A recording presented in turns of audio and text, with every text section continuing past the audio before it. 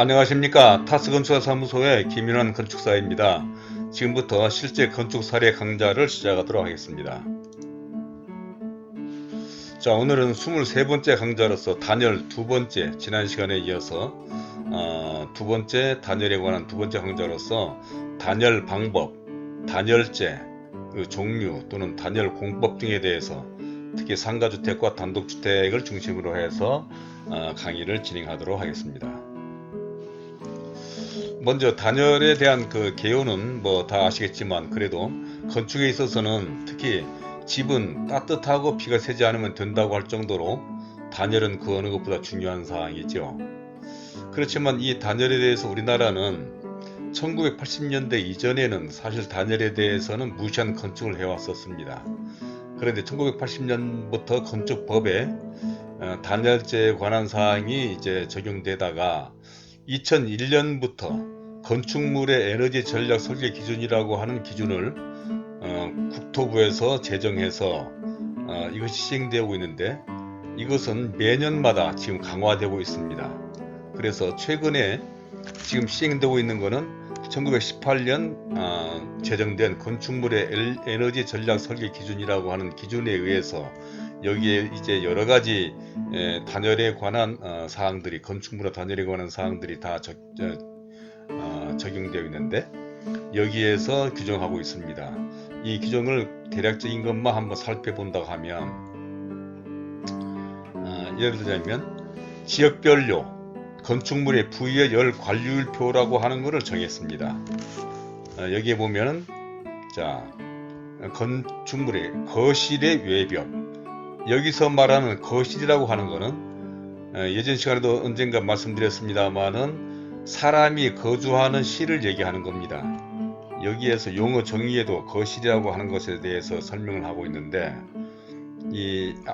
우리가 주택에서, 아파트에서 얘기하는 그런 거실이 아니라 사람이 거주하는, 여기서 거실을 한번 읽어보겠습니다. 거실이라 함은 건축물 안에서 거주, 집무, 작업, 집회, 오락, 기타 유사한 목적을 위하여 사용되는 방을 말한다라고 정해져 있습니다. 그래서 이런 예를 들자면 예를 들자면 복도라든지 뭐 그런 거를 뺀 사람들이 거주하거나 하는 공간은 모두 거실이라고 볼 수가 있는 것에서, 이 거실의 외벽, 건물의 외벽을 얘기하는 겁니다. 주택이나 아파트의 외벽인 경우에 어떤 외벽에 직접 면하는 경우, 또는 간접적으로 면하는 경우, 또는 건축물의 최상층 또는 건축물의 최하층 바닥 또는 창, 뭐 이런 현관, 이런 데까지 해서 다 지역별로 우리나라를 중부 1지역, 중부 2지역, 남부 지역, 제주도 이렇게 네 개의 분류해서 열 관리율표를 정했고, 다음으로는 단열재의 등급을 또 분류했습니다. 그래서 등급이 단열재가 가등급, 나등급, 다등급, 라등급으로 규정되어 있고, 여기에 따른 열 전도율이라든지 관련 표준 기준, 그 다음에 단열재의 종류에 대해서 얘기를 하고 있습니다. 예를 들자면 압출법 본판 같은 경우에 특호나 1호, 2호, 3호는 가등급에 속한다. 경질 우레탄 폼 보온판 경우에 1종 1호, 2호, 3호 뭐 이러한 것은 가등급에 속한다. 이렇게 또 단열재마다 등급을 분류해 놓아 있습니다. 또한 단열재 두께도 부위마다, 건축물의 부위마다 거실의 외벽인 경우에는, 외벽에 면하는 경우에는 어떻게 해야 된다라고 하는 것을 다 정해져 있습니다. 여기서 중부 1지역, 중부 2지역, 그래서 중부 1지역은 어딘가라고 하는 것도 여기에 다 있는 거지요. 중부 1지역은 예를 들면 강원도, 고성, 속초 뭐 이렇게 여러 가지, 경상북도, 봉화, 청송까지, 이건 중부 1지역에 해당하고, 중부 2지역은 서울특별시, 대전광역시, 뭐 그러니까 경기도, 충청권 뭐 이런 정도를 중부 2지역으로 지금 분류해 놓아 있습니다. 자, 이렇게 이 건축물의 설계 전략, 에너지 전략 기준을 엄격하게 기준을 정해서 이에 따라서 모든 건축물을 건축하게 돼 있는 상황입니다. 그래서 상당히 지금은 에너지 전략을 단열을 상당히 강화하고 있는 추세라고 볼 수가 있는 것이죠. 꼭 이러한 규정에 의해서라기보다도 뭐 사람들이 쾌적하고 건강하게 살기 위해서는, 또는 특히 에너지 전략, 냉난방비를 전략하기 위해서는, 유지 관리비를 전략하기 위해서는 단열을 잘 해야 되겠죠. 그런데 이러한 단열은 아래에서도 말씀드리겠지만 어느 지역이나 향, 북향인지 남향인지, 또는 외기에 면하는지, 또는 구조가 어떤 구조인지, 바닥, 벽, 지붕 등에 따라서 그 종류와 두께를 선택을 하면 될 것이고, 오늘 이 시간에는 우리 상가주택의 단열에 대해서 중심으로 한번 설명을 하도록 하겠습니다. 또 앞으로 또 설명하겠지만 일반적으로는 예를 들자면 외단열이 좋은데, 이거는 단열 그 다음 아랫장에서 이 단열 방법에 대해서 설명하겠지만, 외단열이 좋은데 예를 들자면 지붕 같은 경우도 기와나 싱글 등을 하는 경우에는 외단열이 어렵고, 일반적으로 상가주택에서 많이 하는 그 징크 같은 금속재를 사용하는 경우에는 외단열이 가능하게 되는 것이죠. 그래서 이러한 상식적인 것을 알고서 우리가 단열을 좀 선택을 해야 되겠다고 생각하고, 다음으로 단열재의 종류를, 단열재는 상당히 많은 종류가 지금 생산되고 있어서, 우리나라에도 있어서 이 단열재 종류가 어떤 것인지 기략적으로 한번 살펴보기로 하겠습니다. 단열재는 이 에너지 전략 기준에서, 이 기준에 보면 단열재의 종류가 지금 여기에 지금 규정되어 있습니다. 종류가 단열재의 종류: 압출법 보온판, 비드법 보온판, 경질 우레탄 폼 보온판, 또는 그라스울 보온판, 패널폼, 뭐 이렇게 여러 가지 이 건축법에서 규정한 단열재의 종류가 있습니다.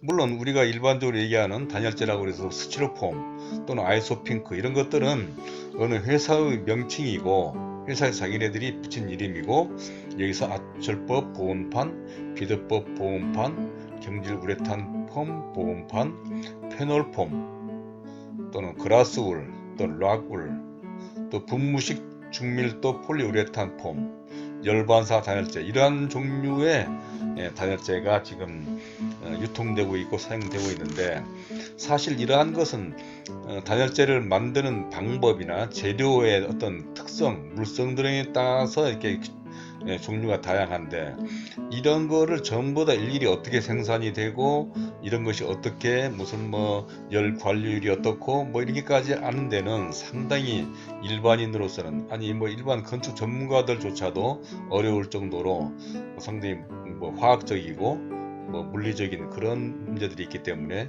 우리 일반인들 건축들로 봐서는 뭐 대략 이러한 것들이 있다라고 하는 걸 알면서, 그럼 어떤 걸 선택하는데 상당히 좋겠느냐라고 하는 것은 아래 사항을 고려하는 것이 좋을 것 같습니다. 예를 들면 단열 성능이 어떤 것이 더 좋은 것인지, 또는 불연성이나 내습성, 내구성, 특히 불연성은 최근에 이 드라이비트 공법에 의한 그 건축물들이 외벽에서 스티로폼 같은 걸로 했기 때문에 불이 나는 그런 경우가 있어서, 특히 요즘에는 준불연제 또는 불연성 있는 제품을 사용하라고 하는 그런 경우도 생겼는데, 뭐 이런 문제, 또는 경제성, 예를 들자면 압출법 보온판은 비드법 보온판에 비해서 약간 좀 비싸지요. 경질 우레탄 폼은 또 좀 더 비쌉니다. 패널폼은 좀 더 비싸죠. 준불연제인 경우는 아마 일본 다른 보온 단열재에 비해서 거의 2배 정도 비싼 걸로 제가 알고 있는데, 이렇게 어떤 경제성이라든지 또는 시공성, 가공 및 시공 용이성 등을 또 고려해서, 또는 흡음 성능 및 환경적인 것도 고려를 해야 되겠죠. 요즘에는 탄소 배출 문제 뭐 이런 것들이 심각하게 우려되고 있기 때문에, 이러한 것들을 고려해서 이제 단열재를 선정하게 될 텐데, 최근의 경향을 보면은 비드법 보온판보다는 압출법 보온판이 단열 성능이 더 좋고, 그래서 두께를 더 얇게 할 수 있기 때문에 또 압출법 보온판을 사용하는 것 같고, 또한 요즘에는 특히 경질 우레탄 폼이라든지 또는 준불연제인 페놀폼 같은 것을 사용하는 경우도 많이 있습니다. 그 옆에 사진을 보면 이게 이제 어느 회사에서 나오는 아이소핑크라고 불리는 그런 단열재인데, 이런 것이 압출법 보온판은 대표적인 제품이라고 볼 수 있겠죠. 이게 그림으로 보면 이게 이제 비드법 보온판이고, 이것이 경질 우레탄 폼 보온판입니다. 좀 다른 이 두 제품에 비해서 좀 딱딱하고 경질이죠. 단단하죠. 다음에 이것이 지금 페놀폼으로서 준불연제입니다. PF 보온판이라고도 얘기하고 있습니다만, 이런 것이 있고, 또 이런 것은 또 이제 락울이나 그라스울, 그 유리면이나 석재로 만든 울, 뭐 그런 단열재도 있는 것이죠. 이것도 좀 난연성이고 준불연제입니다.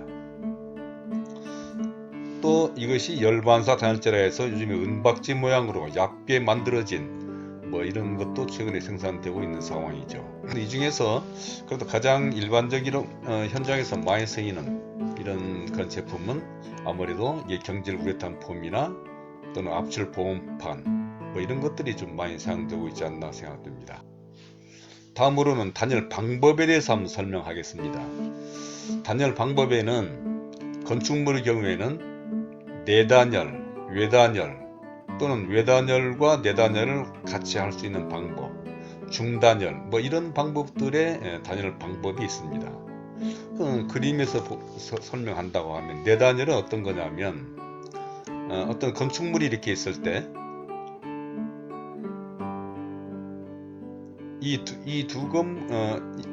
이 그림을 가지고 설명을 해보도록 하겠습니다.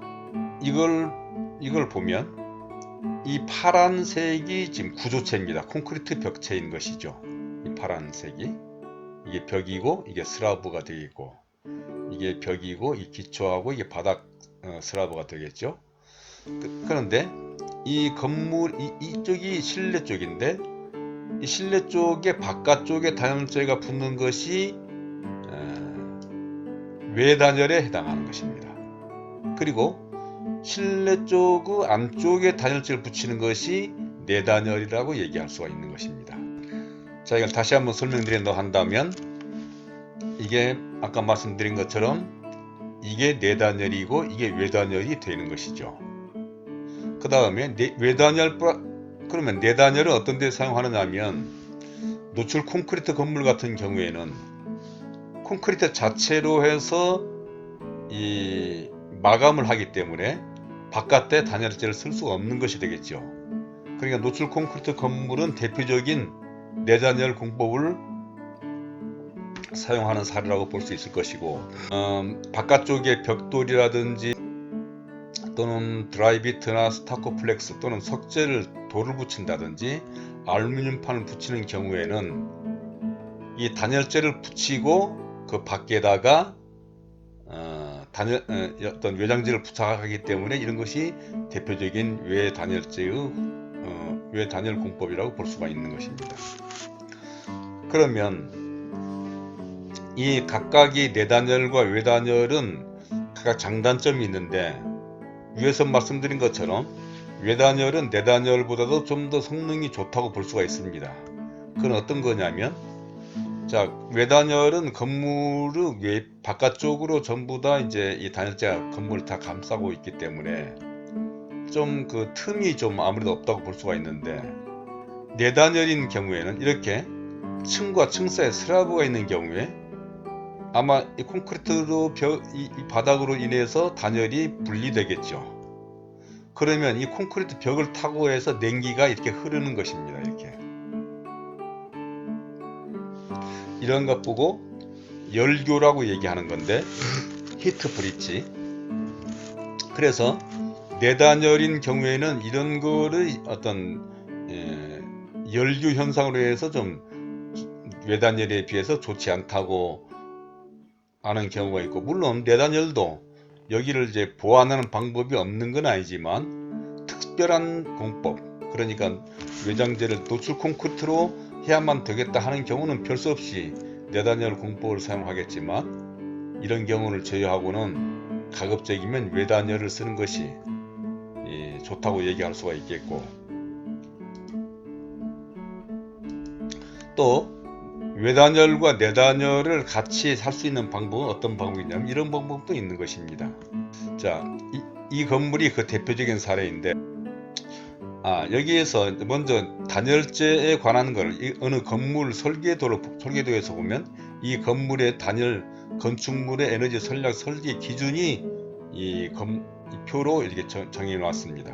그래서 이 건물에 있어서는 거실의 외벽인 경우에는 80mm의 경질 우레탄 보드 2종 2호를 사용하는 걸로 했습니다. 그 다음에 직접 외기, 간접적으로 또 외기에 닿는 외벽 같은 경우는 50mm짜리, 다음에 최상층 지붕 경우에는 150mm짜리, 또 최하층 바닥의 경우에는 상부에는 30mm, 하부에는 125mm 이렇게 다 이제 쓰는 걸로 정해 있는데, 예를 들면 이 건물이 외단열하고 내단열을 같이 사용하는 그런 사례인데, 이걸 도면으로 보면 이렇게 되어 있는 것이죠. 이 가운데가 콘크리트 옹벽이고 바깥쪽에 외단열, 안쪽에 내단열을 이렇게 해서 이게 합해서 80mm면 되기 때문에 바깥쪽에 50mm 경질 우레탄 보드를 사용했고, 또 안쪽에 30mm 경질 우레탄 보드를 외단열과 내단열을 복합적으로 사용해서 내단열과 외단열의 장단점을 보완하는 그런 방법도 사용할 수 있다라고 하는 것을 설명드렸습니다. 중단열의 경우에는 뭐 특별한 이런 일반적인 건물에서는 사용하지 않기 때문에 PC조로 된 프리캐스트 콘크리트라 해서 공장에서 제작된 판넬을 갖다가 벽체를 세워서 하는 그런 경우는 이런 경우가 있는데, 이런 경우는 우리는 별로 사용하지 않기 때문에 자세히 설명드리지 않고, 그래서 가급적이면 노출 콘크리트로 외장을 하는 경우 외에는 가급적이면 외단열을 하든지 또는 외단열과 내단열을 복합적으로 사용하는 방법이 좋다고 보면 될 것 같습니다. 다음으로는 이런 단열하는 공법을 한번 설명드리겠는데, 여기에는 단열 공법에서는 성형 단열 공법과 현장 발포 공법이 있다고 그랬는데, 성형 단열 공법이라고 하는 건 뭐냐면 단열재는 일반적으로 판상형으로 되어 있죠. 보드로 되어 있죠. 판으로 대략 크기가 90cm에 1m 80 정도 되는 그런 판으로 되어 있는데, 그런 걸 구조체에 단열재를 부착하는 것입니다. 그러니까 아마 여러분들이 현장에서 이런 사진들을 좀 봤을 겁니다. 현장에 보면 이렇게 단열재가 밖에 이렇게 붙어 있는 경우들을 봤을 겁니다. 그러니까 이런 단열재를 구조체에 갖다 붙이는 것이 되는 것이, 이러한 공법이 성형 단열 공법이고, 현장 발포 공법이라고 하는 것은 이러한 것입니다. 이렇게 단열재를 우레탄이라든지 우레아폼이라고 되어 있는 이런 제품이 있는데, 이런 거를 현장에서 이렇게 분사해서 이렇게 단열재를 형성하는 그런 경우가 있습니다. 우레아폼이라든지 우레탄 등을 발포하는 것이죠. 그래서 이러한 공법을 이제 현장 발포 공법 이렇게 볼 수가 있는 것이고, 성형 단열 공법에는 부착한다고 그랬는데, 그 건물에 이 바깥에다가 붙이든지 안쪽에 붙이는데, 이 부착하는 방법을 구조체에 붙이는 방법, 그러니까 먼저 콘크리트를 공사를 다 한 다음에 나중에 이 단열재를 붙이는 방법이 있는가 하면 콘크리트 타설 시에 부착하는 방법이 있습니다. 예를 들면 사진에서 보면 이러한 것들이 그런 사례라고 볼 수 있는데, 이렇게 공사를 하는 것이죠. 자, 이게 이제 어느 건물에 슬라브를 치는 장면을, 지금 슬라브 철근 배건한 부분, 철근 배건이 되어 있고, 그 다음에 이제 배수관들이 이렇게 되어 있는 것이 있는데, 여기 지금 이게 단열재가 밖에 붙어 있는 것이죠. 콘크리트 칠 때 한꺼번에 같이 치는 것입니다. 이렇게. 그러면 콘크리트에 이것이 붙게 되는 것이죠. 슬라브인 경우에는 바닥에 지금 단열재가 이렇게 붙어 있는 사진 모습을 볼 수가 있습니다. 그래서 이렇게 다 이제 하고 나면 이렇게 붙게 되어 있는 것이죠. 콘크리트를 치고 나서 이 거푸집을 뜯어내면 단열재가 이렇게 붙어 있는 모습을 여러분들이 볼 수가 있습니다. 그러면 이 성형 단열 공법하고 현장 발포 공법, 스프레이로 이제 어떤 분사하는 방법인데, 이 현장 발포 공법인 경우에는 끊임이 없겠죠. 계속 이어서 만들어 가기 때문에. 그런데 성형 단열 공법인 경우에는 판 하나하나를 붙여야 되겠죠. 예를 들자면 이게 지금 이 판 하나가 예를 들자면 하나하나에 붙어있는 이 연결된 조인트라고 하는데, 이렇게 이 연결된 부분들이 보일 텐데, 이렇게 붙이는 방법은 이렇게 연결되는 부분에서 치밀하게 하지 않으면 틈이 생길 수가 있는 것이죠. 이런 데서 좀 단열에 좀 문제가 생길 수가 있는 것이, 이런 단점이 있죠. 그런데 이러한 스프레이 방법, 분사하는 방법은 그런 연결하는 부위가 없기 때문에 이것이 더 좋을 수가 있는데, 이건 또 다른 면으로서는 현장에서 이렇게 만들기 때문에 아마 제품 하나하나의 성능이라든지 또는 이 두께가 균일하게 나오지 않을 수도 있는 그런 문제도 있을 수도 있는 것입니다. 그래서 현장에서는 일반적으로 그래도 성형 단열 공법을 많이 사용하는데, 그 중에서도 콘크리트 타설 시에 부착하는 방법을 많이 사용하고 있는 것이 많습니다. 그런 것은 아마 이러한 이유 때문에 그렇다고 볼 수가 있는 것입니다. 자, 만약에 이 구조체하고 이 단열재하고 이 그냥 단열 판이죠.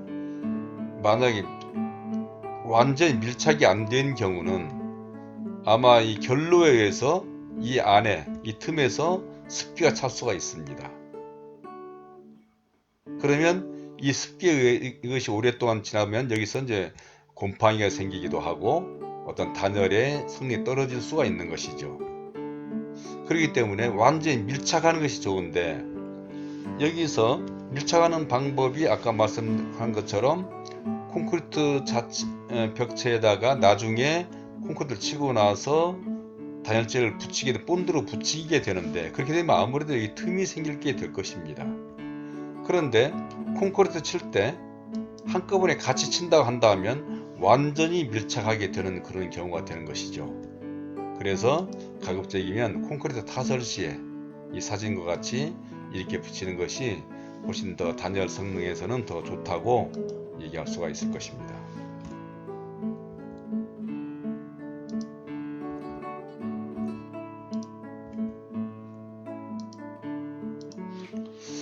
다음으로는 그러면 이제 단열이 좋은 주택은 어떤 주택인가 라고 하는 것을 한번 살펴본다 하면, 이런 에너지 전략 기준에 적합한 그런 재료나 두께, 여기서 말씀한 건축물의 에너지 전략 설계 기준에 적합한, 이런데 어떤 기준에 적합하게 공사하는 그런 것이 중요할 것 같고, 특히 주택의 기밀성 것도 중요하고, 또 중요한 건 향입니다. 가급적이면 남향 배치가, 여러분이 잘 아시지만 남향으로 배치하는 것이 좋겠죠.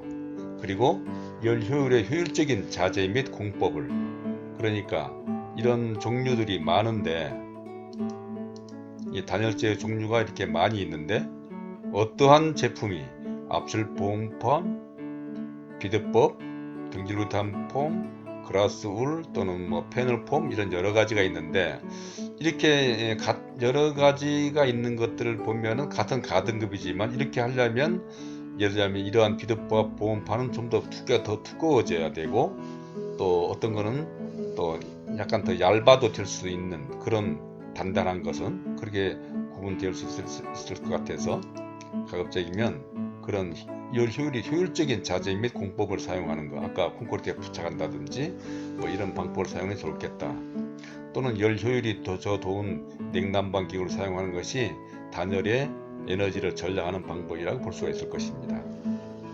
또 하나, 이제 마지막으로 단열재 역할을 본다 한다면, 에너지 전략이 중요하므로 열 손실 및 열 획득이 유리한 효율적인 그런 제품을 사용하고 결로를 방지할 수 있는 그런 단열을 잘 하고 그렇게 해서 습기 조절을 하고 또 곰팡이를 또 발생되지 않도록 하는 것이 건강에도 좋겠죠.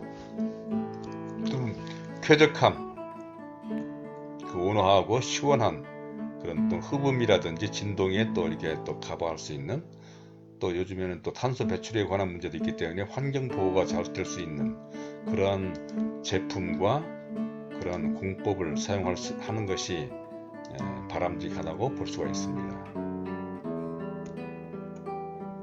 자, 이상으로 오늘도 단열에 대해서 또 여러분에게 설명을 드렸는데, 지금까지 시청해 주신 여러분에게 감사드립니다. 또 이 잘 보신 다음 후에는 구독과 좋아요 버튼도 눌러주시면 감사하겠습니다. 자, 이것으로서 단열에 관한 강의를 마치도록 하겠습니다. 감사합니다.